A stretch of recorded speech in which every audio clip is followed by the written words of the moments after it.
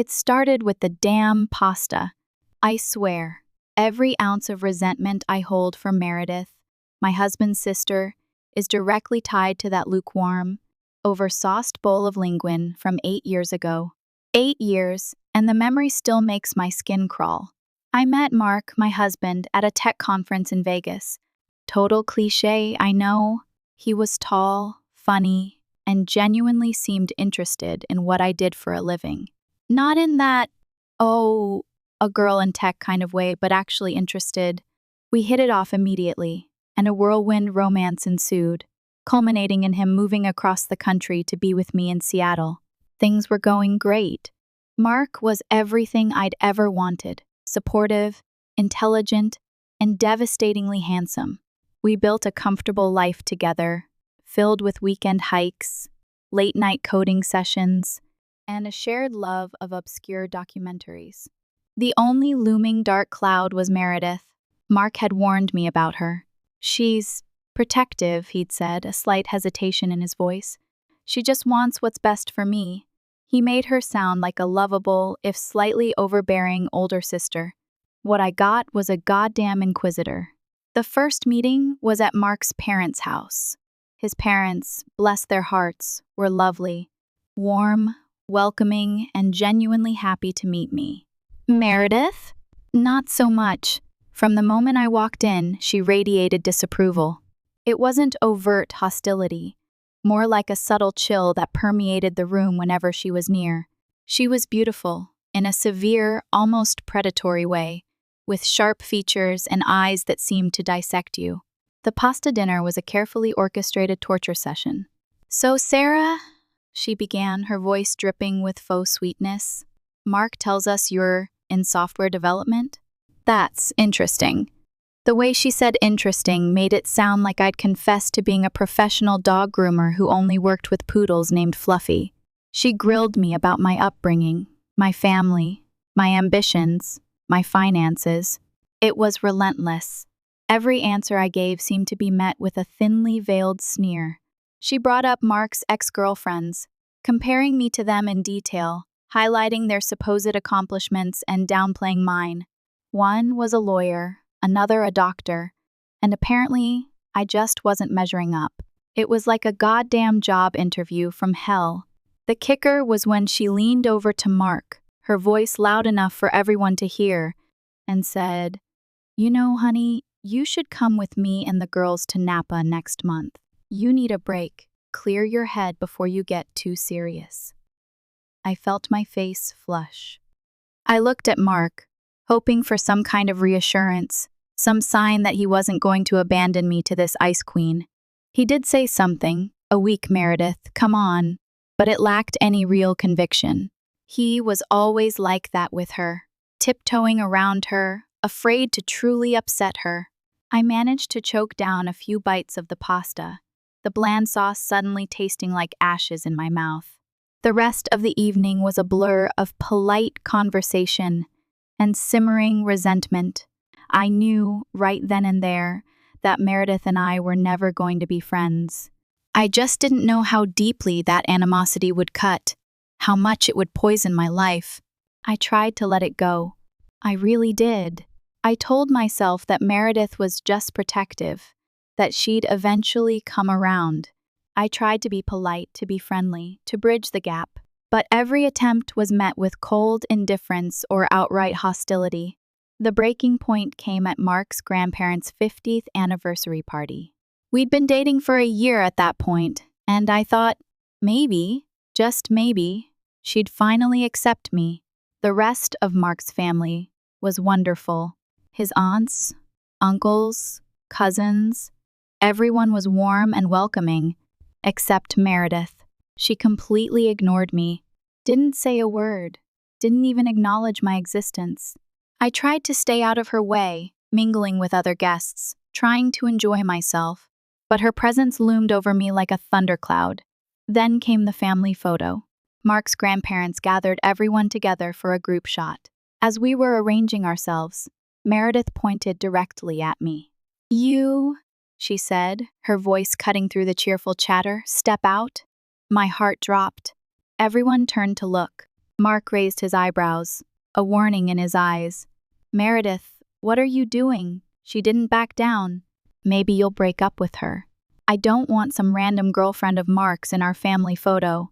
I don't want some bimbo in this picture. The word hung in the air like a physical blow. The room went silent. I felt my face burn with shame. I was mortified, humiliated in front of his entire family.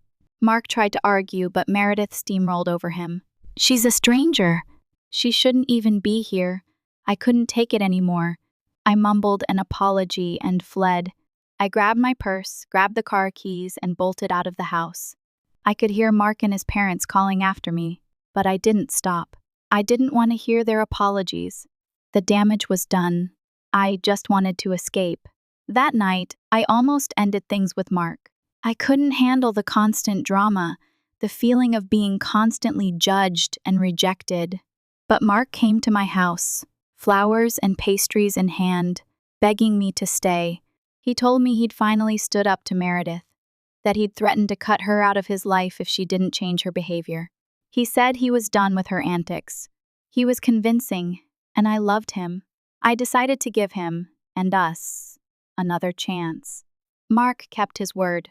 He stopped seeing Meredith, stopped answering her calls. He even changed the locks on his house after she showed up unannounced one day.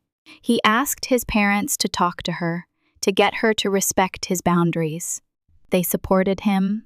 It seemed like things were finally getting better. We were happy, secure, and finally free of Meredith's toxic influence. But it didn't last. Meredith, predictably, didn't take it well. She started calling and texting me, leaving threatening messages, blaming me for everything. She showed up at my workplace, demanding to see me. Fortunately, my manager intervened and kicked her out, but I was shaken. I told Mark one was done. I couldn't live like this, constantly looking over my shoulder, afraid of what Meredith might do next. I told him I was going to break up with him, file a restraining order, and take her to court for harassment. Mark broke down. He begged me not to leave, pleaded with me to give him one more chance to fix things. He convinced his parents to organize a meeting, a final confrontation between him and Meredith. His parents were furious with her. They knew what she'd been doing, the harassing calls, the workplace visit. They told her they wanted nothing to do with her if she continued. Finally, Meredith cracked. She admitted she needed help. She told them she was spiraling, that she'd lost her job, that her mental health was deteriorating. Mark's parents intervened. They had her admitted to a psychiatric hospital, where she could be closely monitored. Mark reiterated his desire to have no contact with her.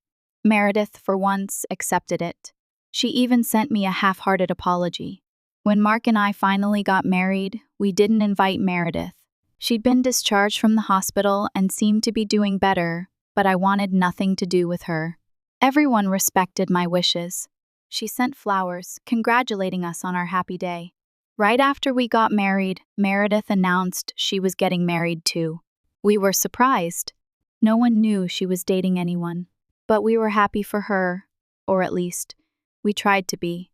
Then we learned who she was marrying, a guy she'd met during her time in the psychiatric hospital. James. James was, a lot. Schizophrenic, alcoholic, with a history of violence. His doctors had warned Meredith against getting involved with him. Mark and his parents were terrified. They tried to talk to Meredith, to reason with her. But she was adamant. She was convinced she could change him, that they could have a good life together. She announced that her wedding would be next month, and that she only wanted Mark there, not me. I expected it. I was relieved. Mark, however, refused to go. He was offended that his sister would exclude me. He told her he wouldn't support her decision to marry someone who was clearly unstable. Those who did attend the wedding later told us it was a disaster. Meredith and James were both drunk during the ceremony. James could barely stand, let alone repeat his vows. During the reception, he got even more intoxicated.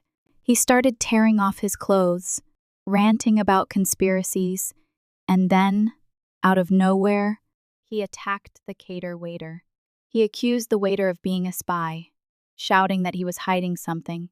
James's family managed to restrain him and paid off the waiter to avoid pressing charges. We were all horrified. If James could attack a random stranger, what guarantee was there he wouldn't attack Meredith? Mark and his parents tried to talk to Meredith again, but she refused to listen. She was convinced James loved her, that he would never hurt her. I wish I could say she was right. James treated Meredith exactly as everyone had warned. Over the years, Mark and his parents tried to stay in touch with her, but James deliberately cut off her contact with everyone. He prevented her from speaking to anyone, controlling every aspect of her life. We couldn't file a case against him. Meredith refused to accept help. On 2 occasions, we heard that the police had been called to their house because neighbors could hear them arguing and getting physically violent. Despite everything, Meredith never gave in. She seemed convinced he was the right one for her. 4 years ago, I got pregnant with my son, Ethan. We were overjoyed. I wanted Meredith to be a part of the celebration, so we sent her an invitation to the baby shower. We never got a response. Mark decided to drive to her house to check on her. James had thrown away the invitation. He hadn't even told Meredith about it. Mark and James had a heated argument. It went nowhere. Meredith didn't see anything wrong with James's behavior. Frustrated, Mark left. That was the last time we heard from her. We never reached out again, not even when Ethan was born. Her parents also gave up trying to convince her. We just prayed she was okay. The past few years had been peaceful. Ethan was a happy, healthy child. Mark and I were closer than ever. We'd finally found a rhythm in our marriage, a deep understanding and mutual respect. Mark's parents visited every weekend, babysitting Ethan so we could have our weekly date night. Everything seemed perfect. Until 8 months ago, Meredith showed up at our door, a ghost from the past. She was disheveled, covered in mud, barefoot. We immediately let her in. I ran to get her a blanket. We hadn't seen her in years. We didn't know what to say. Mark kept stroking her hair, asking if she was okay. She seemed numb, her eyes vacant. Finally, she spoke. She told us she'd just had a miscarriage. We were stunned. She'd been pregnant? With James? She continued, her voice flat and emotionless. She'd been a month along. At first, James had seemed happy, but as the weeks passed, he became increasingly paranoid. He was convinced the baby would take her away from him, that she wouldn't love him anymore. They argued constantly. He threatened to poison her food so she would lose the baby. That day, she woke up feeling unwell. She went to the doctor and found out she'd lost the baby. She felt sick, numb. She couldn't bring herself to drive home. She just started walking. Somehow, her feet had led her to our house. She didn't remember why she didn't have shoes. I felt a wave of sympathy wash over me. All the years of animosity, the resentment, it all melted away. This was a broken woman, a victim of unimaginable abuse. I hugged her. It took her a moment to respond, but when she did, she clung to me, sobbing. We sat there for 5 minutes, Meredith crying in my arms. We knew in that moment that this was her way of asking for help. Mark wanted to confront James directly, but I convinced him to call the police and his parents. They were better equipped to handle the situation. His parents were incredibly grateful to have their daughter back. They assured her they would support her no matter what. The police took her statement. They were shocked by the extent of the abuse she'd endured. James was immediately arrested. He denied everything, claiming he had nothing to do with her miscarriage. But according to Meredith's report, he had indeed been poisoning her. Due to James's mental health issues, the judge deemed him unfit to stand trial. He was sent to a psychiatric facility for indefinite treatment. We were relieved. Meredith was safe. I was determined to help her heal. All my previous feelings of animosity had vanished. As a woman, I felt sorry for her. I wanted to forget the past and move forward. I wanted her to be happy. When we felt she was ready, we introduced her to Ethan. We thought it would help her recover. She became very close to him in no time. At first, we didn't mind. That should have been my first red flag. As the weeks passed, Meredith found ways to spend more and more time with Ethan. She started showing up unexpectedly at our house, without calling first. She was living with Mark's parents, so it was easy for her to drive over. She insisted on bathing Ethan, reading him bedtime stories. At first, it seemed like a kind gesture, but her growing presence started to feel strange. She was coming over almost every day, always finding a reason to stay longer than necessary. She brought toys and gifts for Ethan, always looking to be involved in his daily routines. She also made strange comments about his clothes, his hairstyle, telling me how he would look better in this or that. It annoyed me, but I brushed it off. I appreciated her efforts to bond with him. But it started to feel like she was going back to her old ways, belittling me, undermining my parenting. This time, instead of my relationship with her brother, it was about my son. My maternal instincts kicked in. I spoke with Mark, who assured me I was overthinking things. He said his sister was just trying to cope with her pain. He reminded me she'd just lost her own child. I felt guilty. I decided to let it go. If taking care of my son made her happy, what harm could it do? As the days passed, I tried to be as understanding as possible about her constant presence in our home. She started looking after Ethan every day while we were at work. She even took him to the park in the afternoon. Sometimes, when I got home, I noticed Ethan no longer showed the same excitement to see me as he always had. He no longer ran to greet me. He just looked at me curiously.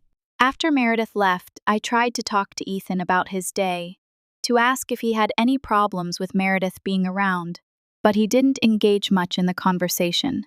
My son, who was always cheerful, seemed sad, less enthusiastic. As a mother, I was deeply worried about the change in his behavior.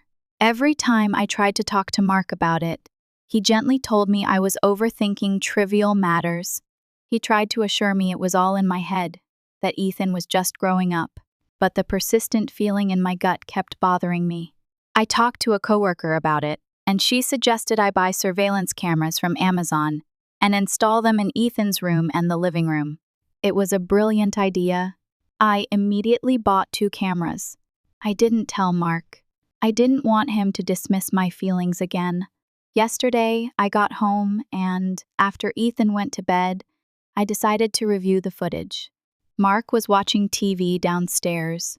I sat in my study to watch the video, which also had audio. At first, I just saw Meredith looking after Ethan, playing with him. She seemed genuinely good with kids. Then, I saw her pull a book out of her bag, something I hadn't noticed before. Normally, we have age-appropriate books for Ethan in his room, but this book was different. She read the book to Ethan before his afternoon nap. As I listened to the story, I realized it was about adoption. How sometimes a mother gives her child to another mother to take care of them. As Meredith read the story, she added her own words. She told Ethan that this was why she had left him in my care all these years. Because she wasn't ready. My eyes widened in horror, she continued, telling Ethan that she would always be his real mother, that no one could love him more than she did. She kissed his forehead and let him sleep. My hands trembled with rage. I finally understood the nonsense she'd been feeding Ethan, the lies that had caused him to act so strangely around me. The poor child must have been terribly confused. I was ready to run downstairs and tell Mark that his sister would never set foot in our house again. But something stopped me. Instead, I decided to take the day off to spend time alone with Ethan. I needed to find out exactly what Meredith had been telling him, how deeply she'd brainwashed him. When I told Meredith she didn't need to come over to babysit, she became hysterical. She insisted she loved spending time with Ethan. I firmly told her to step aside, that I wanted the day with my son. Mark asked if I was feeling okay. I assured him everything was fine, but that I just needed a break. Later, I took Ethan to his favorite park. We played all day. We ate pizza. We spent the whole day laughing. Before I brought up the topic, I wanted Ethan to feel safe around me. When I started asking him about what he and his aunt had been talking about, he got quiet. I promised him he wasn't in trouble, that I just wanted him to know he could talk to me about anything. That's when Ethan revealed the truth. He told me how Meredith had been trying to convince him for weeks that she was his real mother. He said she tells him that I only take care of him, but that I am not his forever mommy. He didn't really believe her, but she also told him how eventually I would leave him because only real mothers love their children forever.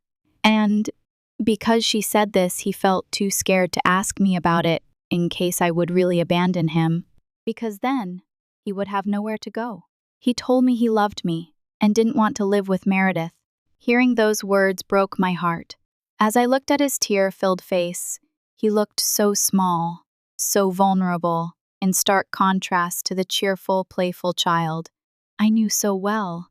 I knelt down to his level, gently took his hands in mine, and assured him that everything was going to be okay.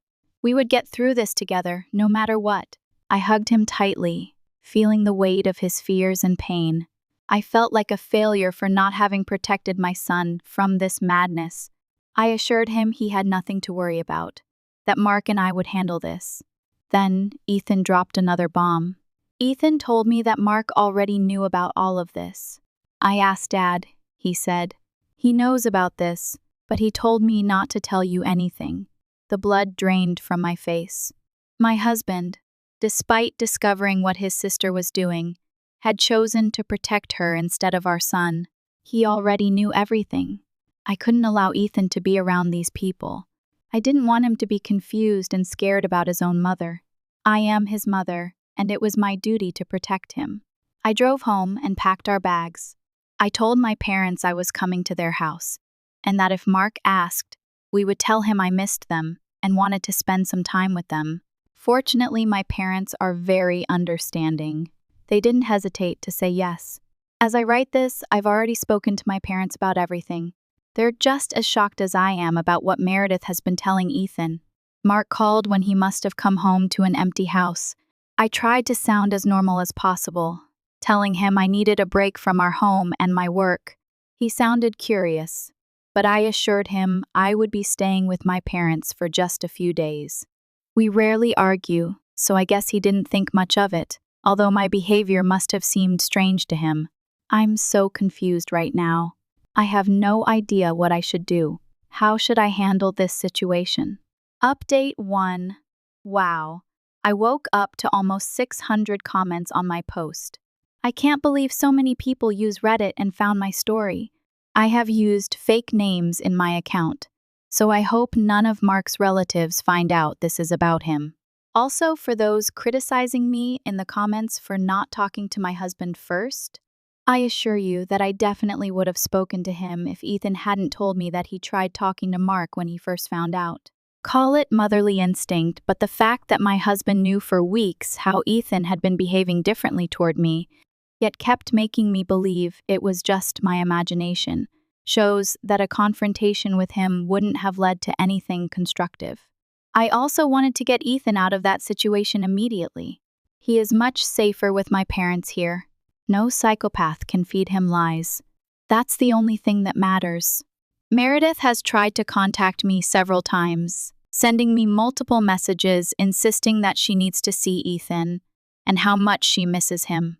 I plan to put an end to this once and for all at the upcoming family gathering at Mark's parents' house this weekend. This gathering has been planned for weeks. Mark's grandparents are visiting, and I thought we could spend some quality time together.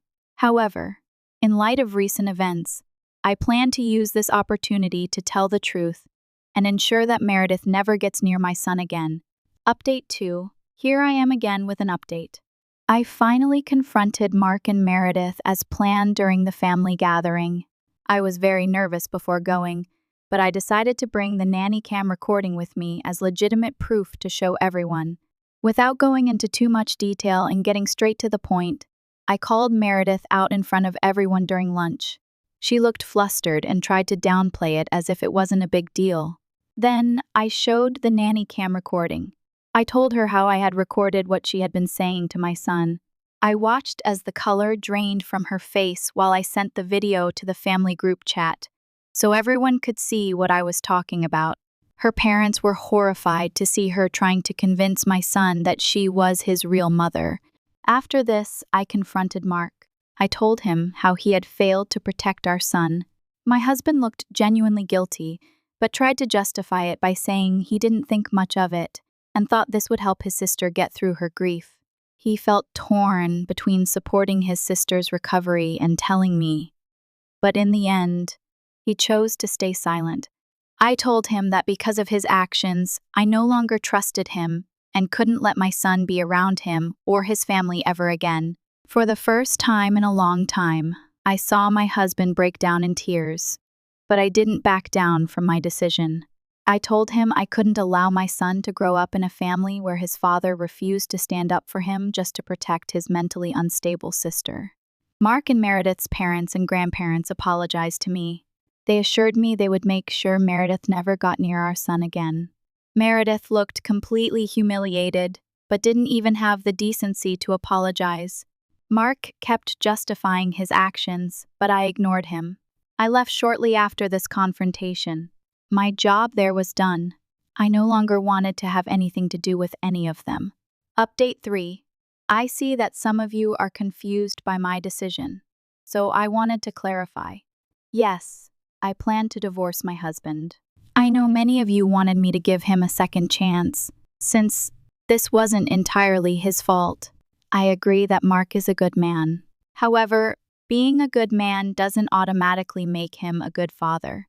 The fact that he and I never had problems doesn't mean he was a good father to Ethan. He should have shut this down from the very beginning when our son came to him with doubts, instead of spending weeks trying to cover it up and manipulate me. Both my son and I can no longer trust him. I welcomed Meredith back into my life with open arms after what happened, because as a woman, I felt sorry for her. But in the end, she proved exactly why I never liked her in the first place. I understand that the abuse Meredith suffered was extremely traumatic for her, but that doesn't mean our son should have to pay for it. She was an adult woman who clearly had mental issues from the start, but we thought she had improved. However, what truly shocked me was my husband. The fact that he chose her mental well-being over our son's shows why he should never be around Ethan. He was always such a supportive husband that I thought I could trust him. But ever since this happened with Meredith, it's clear he wanted to protect her more than us. I promise that from now on, I will protect my son, no matter what. I am sure I can get full custody of my son if I expose his family's history during the custody battle. Update 4. Since some time has passed and my divorce is finalized, I decided it was a good time for an update. First of all, I have already divorced Mark and gained full custody. The judge saw that he was not a good father to Ethan. What he did was wrong on many levels and was questionable from any perspective, because condoning his sister's behavior with our child was deeply disturbing. He will be able to see him, but only under supervision, as he cannot be alone with him. As for his sister, their parents tried to reason with her again because they didn't want to institutionalize her again, but unfortunately, that wasn't possible, since she clearly needed professional help.